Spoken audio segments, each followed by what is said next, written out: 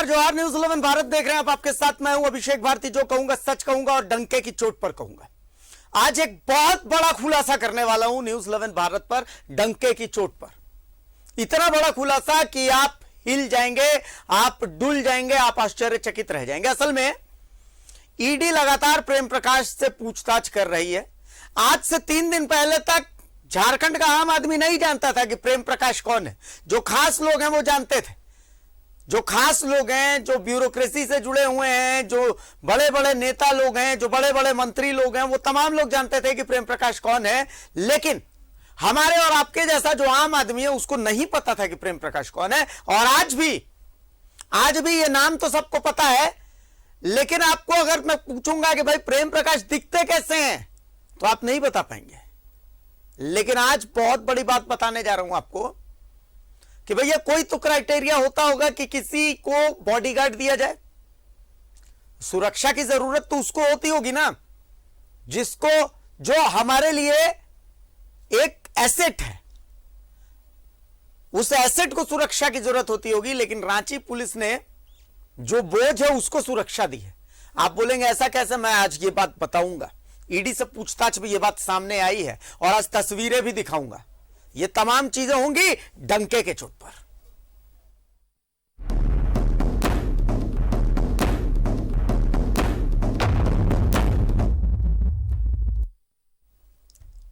प्रेम प्रकाश, यह नाम तो आप लोग सब जानते हैं।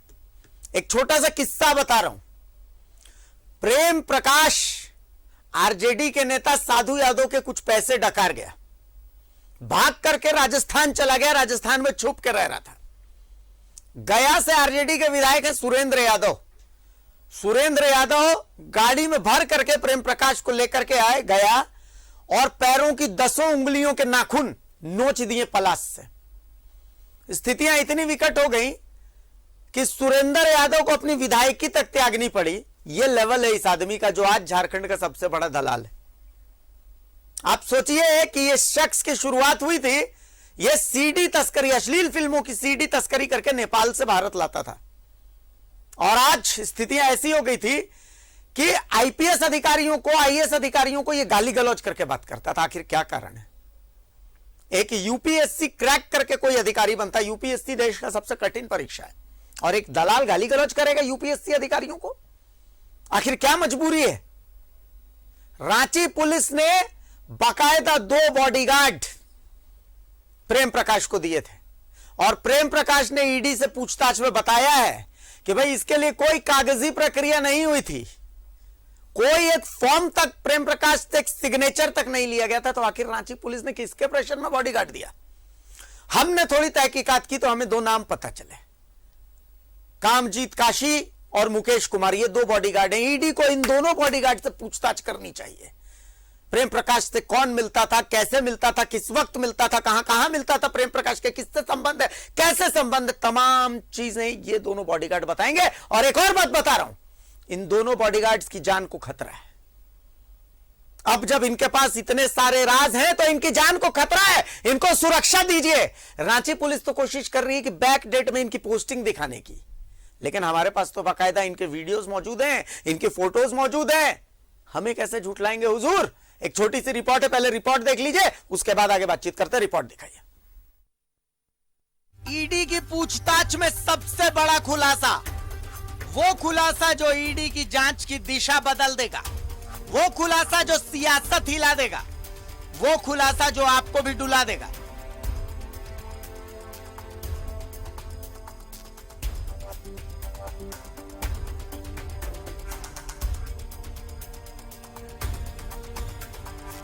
देख लीजिए, यही प्रेम प्रकाश है।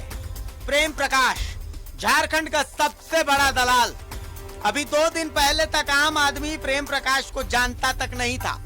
अभी झारखंड का सबसे चर्चित चेहरा हो गया ये प्रेम प्रकाश।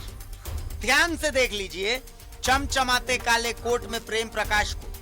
पर हम आज आपको प्रेम प्रकाश नहीं दिखा रहे। हम प्रेम प्रकाश से थोड़ी दूर खड़े इन 2 लोगों को दिखा रहे हैं। पहला शख्स कामजीत काशी, दूसरा शख्स मुकेश कुमार। चेहरा थोड़ा धुंधला है क्योंकि दोनों दूर खड़े हैं, पर अब इनके बारे में जान लीजिए। ये दोनों झारखंड पुलिस के जवान हैं। इनकी तैनाती प्रेम प्रकाश के बॉडीगार्ड के तर्ज पर की गई थी। दोनों को प्रेम प्रकाश की रक्षा के लिए AK-47 दिया गया था। प्रेम प्रकाश ने ईडी की पूछताछ में बताया कि उसे बॉडीगार्ड रांची पुलिस से मिला था, लेकिन इसके लिए कोई कागजी प्रक्रिया नहीं हुई थी। रांची पुलिस ने एक दलाल को क्यों दिया बॉडीगार्ड? एक दलाल की रक्षा में रांची पुलिस यूं तत्पर क्यों? एक दलाल की सुरक्षा को किससे खतरा था? प्रेम प्रकाश को बॉडीगार्ड देने की किसी ने तो सिफारिश की होगी। हम इसी सवाल के साथ रांची के न्यू पुलिस लाइन पहुंचे कि मेजर से पूछें कि हुजूर एक दलाल को बॉडीगार्ड क्यों दिलाया। मेजर साहब तो नहीं मिले, उनका नंबर मिला, हमने उनको फोन किया। देखिए क्या हुआ। हमको 5 मिनट आपसे मिलना था। कहाँ है भैया? अभी नहीं मुलाकात होगी, शाम में 7:30 में आइएगा। आप हैं कहाँ? हम वहीं आ जाते हैं। कुछ अभी हम मुलाकात नहीं कर पाएंगे। बहुत अर्जेंट था, बहुत अर्जेंट था। अच्छा सुनिए ना, हमको फोन पे ही थोड़ा सा जानकारी अगर आपको हो तो हमको बता दीजिए। हम दो पुलिसकर्मी का नाम बता रहे हैं, ठीक है? कामजीत काशी। काट दिया। मेजर साहब ने पहले बात की, फिर फोन आधे में काट दिया, फिर फोन रिसीव करना बंद कर दिया। मैं फिलहाल मैं उस जगह पर हूँ जहां से पूरी रांची को सुरक्षा दी जाती है। आप सोच रहे होंगे कि मैं कहां पर हूं, तो मैं मेरे सहयोगी से कहता हूं कि एक बार दिखाइए कि हम कहां पर हैं। देखिए आप मेरे पीछे देख सकते हैं, लिखा हुआ है रक्षित कार्यालय नवीन पुलिस केंद्र रांची। यानी ये पुलिस लाइन रांची का वो कार्यालय है जहां से रांची में पुलिस की ड्यूटी लगती है। यहीं से तय होता है कि कौन सा पुलिसकर्मी कहां पर ड्यूटी देगा। बहरहाल मैं थोड़ा और आपको डीप तस्वीरें दिखाता हूं, थोड़ा और लेकर के आता हूं। देखिए ये कार्यालय सर्जेंट मेजर का कार्यालय है। सर्जेंट मेजर वो पदाधिकारी होते हैं, वो अधिकारी होते हैं झारखंड पुलिस के, जिनके जिम्मे होता है कि भाई वो अधिकारियों की, पुलिस कर्मियों की तैनाती करते हैं। मैं चाहता हूं कि थोड़ा अंदर की तस्वीरें दिखाएं। आप जैसे ही इस कार्यालय में आएंगे तो बड़ी खूबसूरत मछलियां आपका स्वागत करेंगे। बड़ा सुंदर सा एक्वेरियम लगा हुआ है। इसी एक्वेरियम से थोड़ा सा बाएं साइड आप जाएंगे तो यहां पर अभिनव कुमार सर्जेंट मेजर 1 का कार्यालय है, और ठीक उसके नीचे एक आईना लगा हुआ है जिसमें आप देख सकते हैं लिखा हुआ है, क्या मेरी वर्दी ठीक है। यानी इस आईने में आप देखते हैं कि जो वर्दी आपने पहनी है उस वर्दी में किसी तरीके का कोई दाग तो नहीं है, क्या वर्दी बिल्कुल साफ सुथरी है या नहीं है, वो इस आईने में आप देख सकते हैं। इसके अलावा ये पूरा ऑफिस है। हम यहाँ पर सार्जेंट मेजर अभिनव कुमार, यहाँ देखिए आप लिखा हुआ है अभिनव कुमार सार्जेंट मेजर 1, ये वो कार्यालय है जहां से तय होता है कि भाई कौन सा पुलिसकर्मी की ड्यूटी कहां पर है। अब आप सोच रहे होंगे कि भाई हम यहां पर क्यों आए, यहां आने के पीछे का मकसद क्या है। तो मैं आपको बताऊं कि अभी एनफोर्समेंट डायरेक्टोरेट को लेकर के, ईडी के छापे को लेकर के पूरे झारखंड में चर्चा चल रही है, बातचीत चल रही है। हर कोई जानना चाहता है कि आखिर ईडी का छापा क्यों। ईडी के लगातार छापों के बीच एक नाम जो बहुत चर्चा में आया वो है पॉलिटिकल दलाल, या यूं कहें झारखंड का सबसे बड़ा दलाल प्रेम प्रकाश। अब एक प्रेम प्रकाश को 2 बॉडीगार्ड मिले थे झारखंड पुलिस की तरफ से, रांची पुलिस की तरफ से प्रेम प्रकाश को 2 बॉडीगार्ड दिए गए थे। एक बॉडीगार्ड का नाम था काशी और दूसरे बॉडीगार्ड का नाम था मुकेश कुमार। अब कामजीत काशी और मुकेश कुमार, एक पॉलिटिकल दलाल को 2 बॉडीगार्ड दिए गए। हम यहां ये जानने पहुंचे थे कि भाई किस आधार पर एक दलाल को सुरक्षा की जरूरत है। देखिए यहां जो पुलिसकर्मी ट्रेनिंग करते हैं, चूंकि मैं चाहता हूं कि मेरे साथ जो मेरे सहयोगी कैमरामैन है वो दिखाएं। देखिए पीछे में आपको साफ दिखेगा, ये बहुत बड़ा सा परेड ग्राउंड है, बहुत बड़ा सा परेड ग्राउंड है। और इस परेड ग्राउंड में पुलिसकर्मी बाकायदा प्रैक्टिस करते हैं। आप देखिएगा बहुत सारे लोग आते हैं अपनी ड्यूटी यहाँ पर जो है सरेंडर करते हैं। कुछ लोग आते हैं वहाँ यहाँ पर वर्दियाँ पहनते हैं, वर्दी पहन के वापस ड्यूटी पे लग जाते हैं। तो यहीं से ऑर्डर जारी होता है कि भाई अब तुम इनकी सुरक्षा में लगोगे। तो यहाँ से ऑर्डर जारी हुआ कि अब आप प्रेम प्रकाश की सुरक्षा करेंगे। कामजीत काशी और मुकेश कुमार को यहीं से ऑर्डर जारी हुआ कि आप अब प्रेम प्रकाश की सुरक्षा करेंगे। ये दोनों AK-47 लेकर के और उनकी सुरक्षा में लग गए। मिलाकर के सवाल ये उठता है कि कामजीत काशी और मुकेश कुमार, ये 2 bodyguards with AK-47 Prem Prakash को अवेलेबल करवाए गए। आखिर किसका प्रेशर था? क्या रांची के एसएसपी बताएंगे कि आखिर किसके प्रेशर में उन्होंने 2 AK-47 वाले बॉडीगार्ड्स प्रेम प्रकाश को दिए? प्रेम प्रकाश जो कि एक दलाल है, मैं इस शब्द का प्रयोग कर रहा हूं, संभव है कि यह शब्द असंवैधानिक है, लेकिन झारखंड की जो स्थिति, जिस तिल तिल करके झारखंड को लूटा गया है, तो ऐसे शब्दों के प्रयोग से मैं खुद को रोक नहीं पा रहा हूं। तो एक दलाल को आखिर खतरा किससे था? क्यों इन 2 अधिकारियों को यह आदेश दिया गया कि आपको एक दलाल को सुरक्षा देनी है? इसके बाद अब कोशिश ये चल रही है कि जब हम इस मामले में जांच कर रहे हैं तो इन 2 अधिकारियों की पोस्टिंग बैकडेट से दिखाई जाए, ताकि ये जो 2 जवान हैं, इनको तो खैर क्लीन चिट मिले, ये तो बेचारे वो हैं जिनको कि आदेश दे दिया गया कि आप जाकर के सुरक्षा करेंगे, लेकिन जिन अधिकारियों के वर्दी पर दाग लग रहा है इस मामले में, वो अपने आप को साफ साबित करने की कोशिश में इन 2 जवानों की पोस्टिंग बैकडेट से करवा रहे हैं। लेकिन उन्हें यह बात नहीं पता है कि न्यूज़ 11 भारत के पास बाकायदा तस्वीरें भी हैं, बाकायदा वीडियो भी है, जिसमें ये प्रेम प्रकाश की सुरक्षा करते नजर आ रहे हैं। तो अब रांची के एसएसपी साहब को, रांची पुलिस को यह साफ करना चाहिए कि भाई एक दलाल को आखिर उन्होंने बॉडीगार्ड कैसे मुहैया कराया। प्रेम प्रकाश के दोनों बॉडीगार्ड को है जान का खतरा। ईडी दोनों बॉडीगार्ड से पूछताछ करने वाली है। दोनों बॉडीगार्ड खोलेंगे प्रेम प्रकाश के राज। बॉडीगार्ड बताएंगे प्रेम किससे किससे मिलता था। बॉडीगार्ड बताएंगे प्रेम से कौन कौन मिलता था। बॉडीगार्ड से पूछताछ कीजिए और उन्हें सुरक्षा दीजिए। तो प्रेम भाई, झारखंड को आपने तिल तिल लूटा है, हिसाब तो देना ही पड़ेगा। This is called natural justice. Bureau report, news 11 Bharat. तो भैया ये कॉमन सेंस कहता है कि भाई ये प्रेम प्रकाश जहां जाते होंगे बॉडीगार्ड भी साथ साथ जाते होंगे। सुरक्षा का जो जिम्मा था, कामजीत काशी और मुकेश कुमार, ये 2 बॉडीगार्ड जिनकी अभी फिलहाल कोशिश चल रही है कि इनको बैक डेट से कहीं पोस्टेड दिखा दिया जाए। देखिए, एक पूर्व आईपीएस अधिकारी अरुण उरांव साहब हमारे साथ जुड़े हुए हैं। अरुण उरांव साहब, मैं एक बहुत कॉमन सेंस वाली बात, चूंकि मैं आम आदमी हूं, इसका प्रोसेस नहीं पता है, लेकिन बॉडीगार्ड देने का कोई नियम कानून तो होता होगा, कोई प्रोसेस तो होता होगा कि भाई बॉडीगार्ड किसको दिया जाता है। बॉडीगार्ड देने के लिए कोई फॉर्म फिलअप होता है, कोई रिक्विजिशन होती है, क्या होती है, किस आधार पर किसी को बॉडीगार्ड दिया जाता है। पुलिस ने एक दलाल को बॉडीगार्ड कैसे दे दिया? अरुण उरांव साहब, क्या आपके पास इसका कोई एक्सप्लेनेशन हो सकता है क्या पॉसिबल? जी, किसी को भी सुरक्षा प्रदान करने के लिए एक प्रक्रिया है, जैसा आपने कहा। जिसको सुरक्षा चाहिए वो आवेदन देते हैं जिले के एसपी को, और जिला में एक कमेटी होती है, उस कमेटी में एसपी और डीसी दोनों होते हैं। उस आवेदन के मिलने के बाद एसपी लोकल पुलिस स्टेशन, वो जहां का निवासी है, उस पुलिस स्टेशन से वेरिफिकेशन उसकी होती है। उसके क्रिमिनल इंसिडेंट्स के बारे में जानकारी ली जाती है। स्पेशल ब्रांच अलग से उस शख्सियत की जानकारी लेता है कि भाई किसी को गलत काम में लिप्त तो नहीं है, जो उसको सिक्योरिटी अगर दिया जाए तो उसको उसका गलत इस्तेमाल तो नहीं करेगा। और ये रिपोर्ट जब दोबारा जाता है एसपी और डीसी के बीच में, तो फिर वो फाइनली डिसाइड करते हैं कि उस शख्स को कैसी सिक्योरिटी देनी है, कितनी संख्या में बल देना है, कौन सा हथियार देना है। और ये सिक्योरिटी देने के बाद भी अलग अलग राज्यों में समीक्षा इसकी होती रहती है, कहीं महीने में होती है, कहीं 3 महीने में होती है। और जो सिक्योरिटी दी जाती है उन पे भी खास नजर रखी जाती है, उनको बार बार पुलिस लाइन बुला के उनसे जानकारी हासिल की जाती है। तो ये प्रक्रिया है सुरक्षा देने का। अब एक इसी बात में बता रहा हूं अरुण जी, चूंकि आप एक पुलिस ऑफिसर ऐसे रहे हैं कि एक वक्त ऐसा था जब अरुण उरांव के नाम से अपराधी कांपते थे। वो वक्त चूंकि मैंने अपने गार्जियन से सुना है कि अरुण उरांव जब पुलिस अधिकारी हुआ करते थे तो उस वक्त ऐसा था जब कुछ अपराधी ऐसे होते थे जो कि जहां इनकी पोस्टिंग होती थी वो कांपते थे।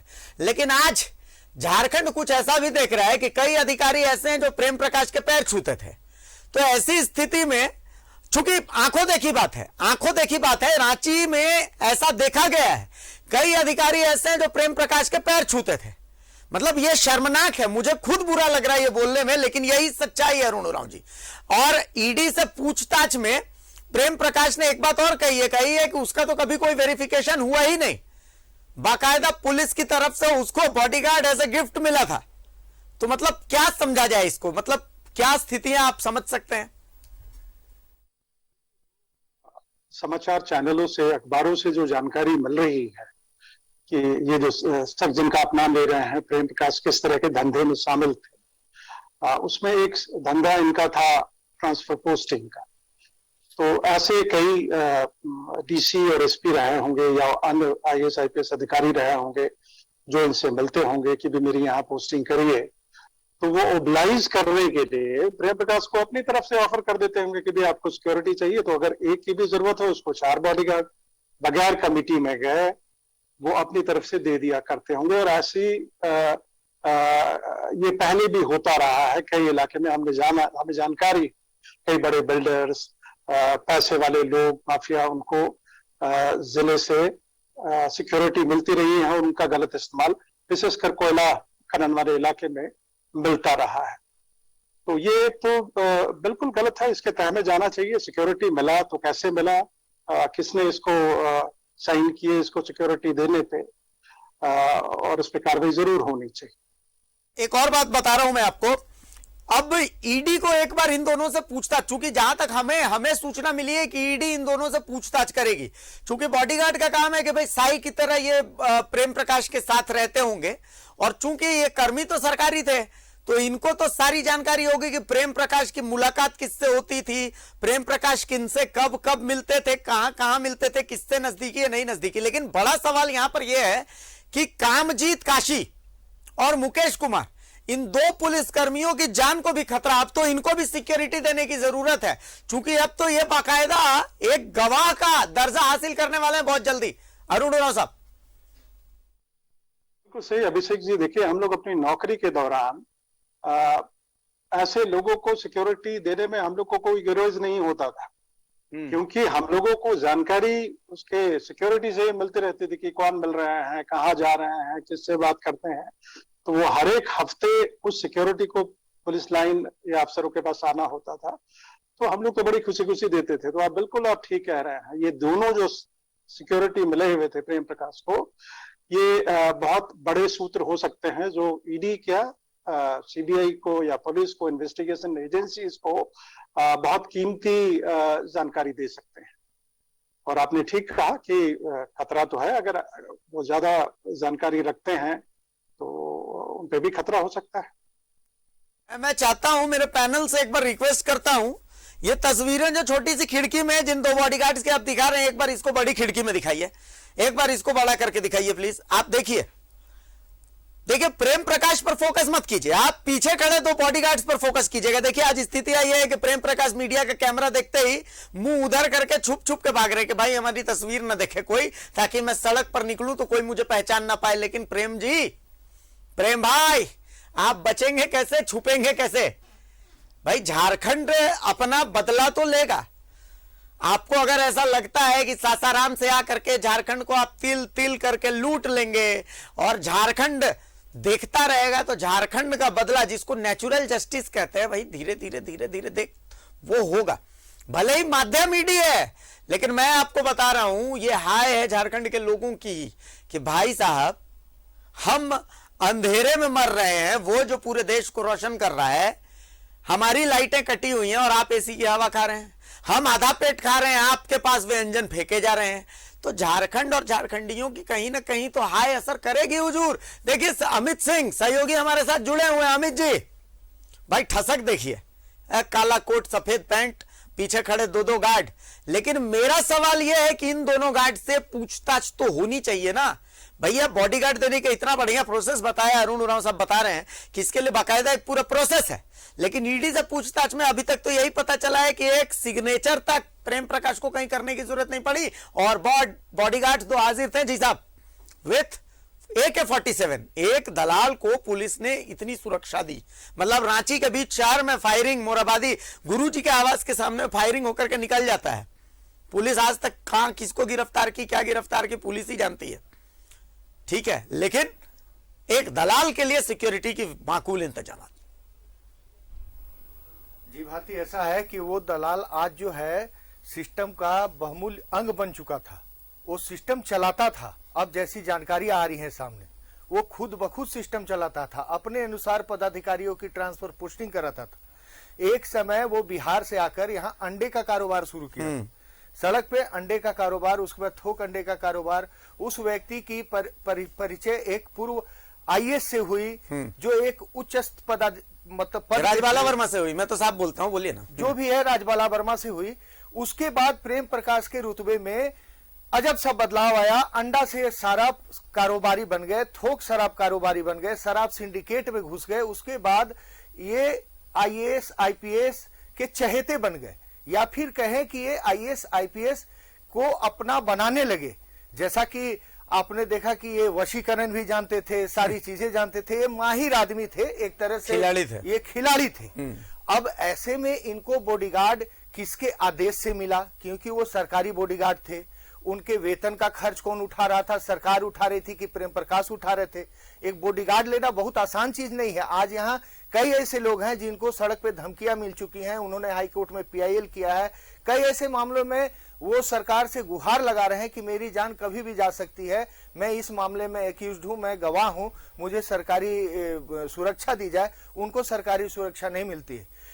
जब उनका आवेदन एसपी ऑफिस में जाता है, वो दौड़ते रह जाते हैं, एसपी के पास, डीसी के पास जाता है, स्पेशल ब्रांच से रिपोर्ट नहीं आती है, मतलब लाख चाह के उनको बॉडीगार्ड नहीं मिलता है।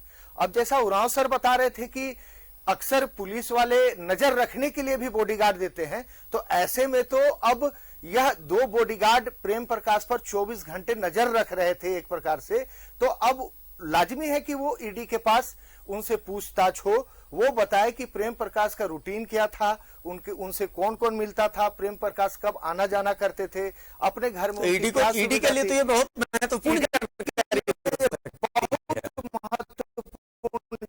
जानकारी है। और कहा ही जाता है सुरक्षा गार्ड, ये जो बॉस के 2 चीज होते हैं, ये अंदरूनी चीजें जानते हैं। उस कार में प्रेम प्रकाश जिसमें बैठते होंगे उसमें बॉडीगार्ड भी रहता होगा, घर में बॉडीगार्ड रहता होगा, वो मोबाइल से बातें करते होंगे, अधिकारियों का आना जाना होता होगा। मतलब बहुत आसान अब ईडी के लिए हो गया है जानना यह उन बॉडीगार्ड के माध्यम से कि प्रेम प्रकाश करता क्या था, प्रेम प्रकाश था क्या, प्रेम प्रकाश कैसे जीता था, उनके सिस्टम में कौन कौन लोग थे। अब तो आने वाले दिनों में ईडी स्वतः दोनों बॉडीगार्ड को बुलाएगी जैसा लग रहा है। और प्रेम प्रकाश को जो बॉडीगार्ड मिले थे, जो हमारे न्यूज 11 भारत की पड़ताल में बातें सामने आ रही हैं कि उनको बिना किसी आदेश के सरकारी किसी भी पदाधिकारी ने ऑन पेपर बॉडीगार्ड मुहैया कराने के लिए आदेश नहीं दिया था। किसके समय में बॉडीगार्ड मिले, किस एसपी ने उनको बॉडीगार्ड मुहैया कराया, रांची जिले के किस एसपी ने, ये अपने आप में बहुत बड़ी जांच का विषय है और बहुत बड़ा सवाल है। क्योंकि एक सरकारी बॉडीगार्ड, एक जवान जो जनहित के काम के लिए अपने मेहनत से आता है, वो एक दलाल की सुरक्षा में लगा दिया जाता है, ये एक बहुत चिंता का विषय है। और प्रेम प्रकाश जैसा दलाल, जो आज हम दलाल शब्द बोल रहे हैं, वो सिस्टम में लगकर खुद को लाइजनर बना लिया था, इंग्लिश में इसे लाइजनर ही बोलेंगे। और वो लाखों रुपए लाइजनिंग करके अफसरों को इधर से उधर ट्रांसफर, किस अफसर के साथ क्या करना है, किस ठेक। अब तो जानकारियां आ रही है कि प्रेम प्रकाश कई हाउसिंग बोर्ड, नगर निगम, कई ऐसे विभाग थे जिनमें ठेका भी दिलाने का काम करता था। कई उसके शहर में चहेते ठेकेदार भी हैं। ईडी के द्वारा यह सर्च जारी है, उनके कई करीबियों का पता चला है जो उनके माध्यम से आज करोड़पति बन गए। एक तरीके से प्रेम प्रकाश का इन्वेस्टमेंट अपने तक ही सीमित नहीं रहा, वो आसपास के कई लोगों तक वो इन्वेस्टमेंट चला गया है। एक बहुत बड़े रैकेट का खुलासा होगा और ईडी आने वाले दिन में उन 2 बॉडीगार्ड को जरूर बुलाएगी।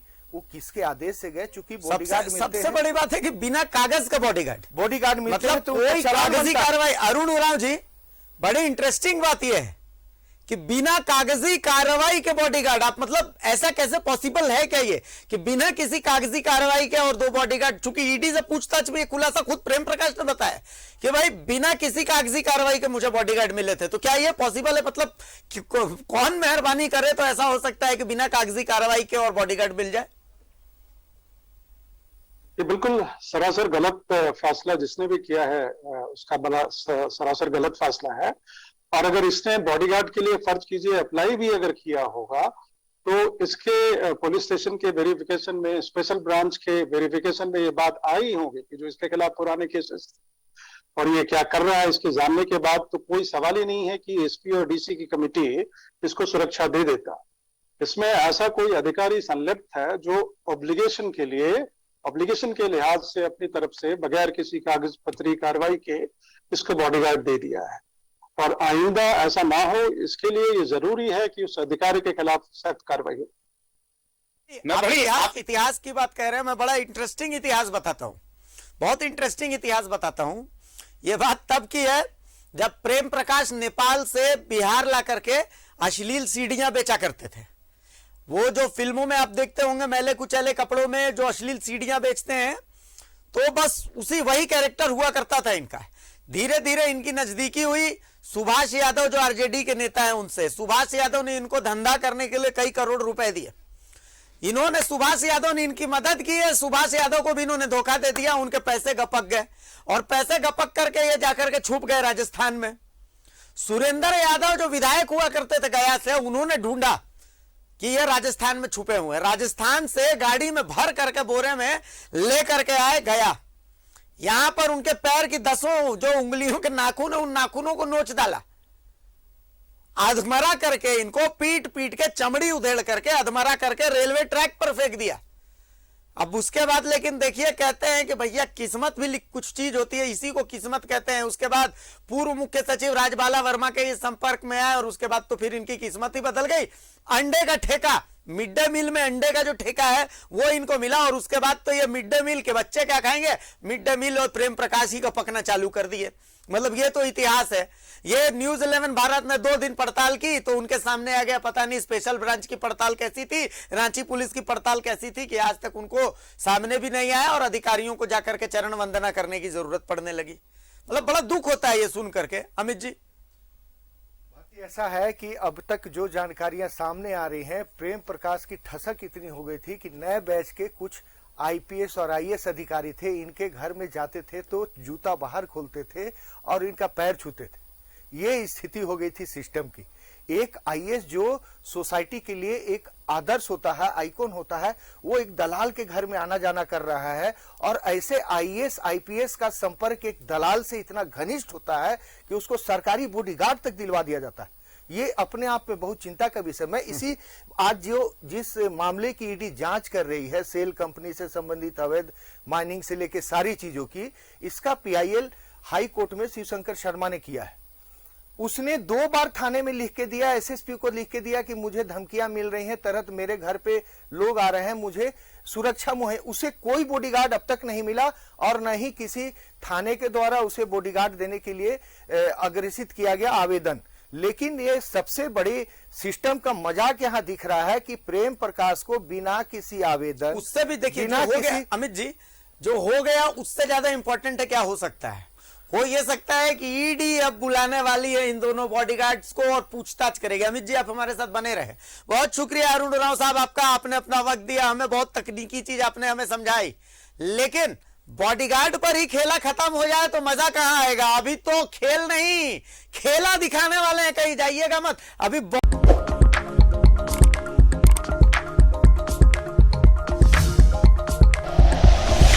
Like and share videos, subscribe करें हमारा चैनल और प्रेस करें बेल आइकॉन। न्यूज़ 11 भारत, सच है तो दिखेगा।